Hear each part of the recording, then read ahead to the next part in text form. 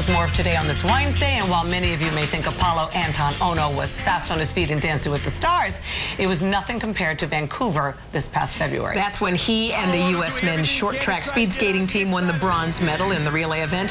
For Apolo, it was his 8th Olympic career medal, making him the most decorated U.S. Winter Olympian of all time. So what gave him the drive to get there? Apolo shares every minute of it in his new book, Zero Regrets, Be Greater Than Yesterday. Great title, Really Apolo. great to see you again. It's a wonderful title. And the very first sentence is, I know almost nothing about my mother. You started right there. It was, so this book, not only was it so much more about my Olympic experiences and the journeys and leading up to those points, but it was about me and my childhood growing up in a single-parent household, and the fact that I didn't have a mom in my life, and the fact that I didn't know a lot about my mother. My dad did raise me single-handedly. He was my mother and my father, and it was the first time I've actually been open about speaking about that part of my personal life. And I felt that this book was going to be from my heart, and I wanted the reader to understand that I was pouring everything out, my soul, everything that I believed in, my philosophy towards life, towards business, towards training. Do you still know almost nothing about your mom? Or did you do some serious I've done research some. then? I've done some. And the older I get, the more that the growing curiosity does get stronger at the same time. But you know, the book for me was truly about trying to inspire others and just show the relationships that the reader reads the book and says, I can relate to this kid, or I can relate to this kid because I'm having the same situation with my mother, with my daughter, you know, my family. Diversity of it all. I like how your dad, it was kind of a tough love thing with your dad, because you weren't quite sure what you wanted to do. You were kind of, you were siding with the bad kids in school, and your dad just said, like, enough. You're going to have to kind of go out on your own and figure out what you want to do. Tell us about that. He sent you out on your own. Literally, my dad literally sent me to a cabin and that we'd been going to for years, and said, look, you need to come to a decision in your life about what you want to do. He didn't care what I wanted to do, and you know, my sport, like life, has no guarantees, and he didn't. It didn't matter whether I chose sport, whether I chose academics, business.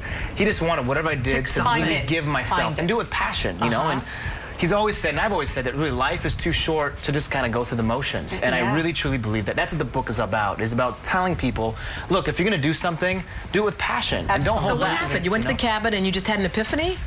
At age 15, okay, I literally came to terms and had like a life-changing experience and said, okay, this is something that I truly want to pursue.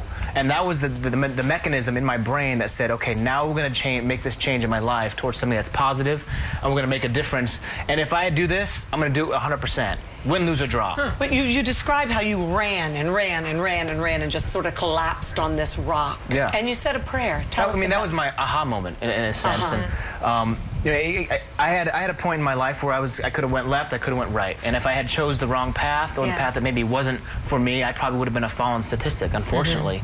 And luckily, I had a great dad who was there supporting me, even if he was behind the scenes. But it was up to me, and I think we all have those moments where we have to come to terms with ourselves, and we have to answer to ourselves.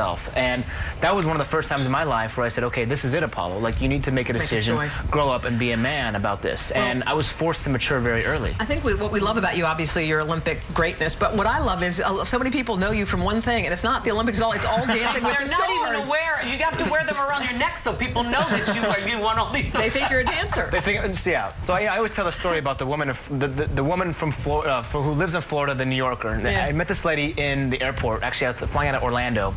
Like, oh my God, Apolo, you're that guy from the dancing show, right? I'm like, kind of. You know, I did something called the Olympics. No, not the Olympics. The dancing show. You look beautiful. I'm from Florida. Thank you. I see. That's great.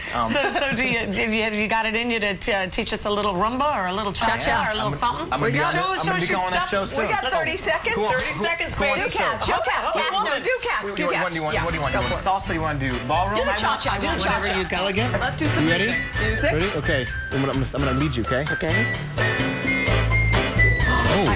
Sorry, right in the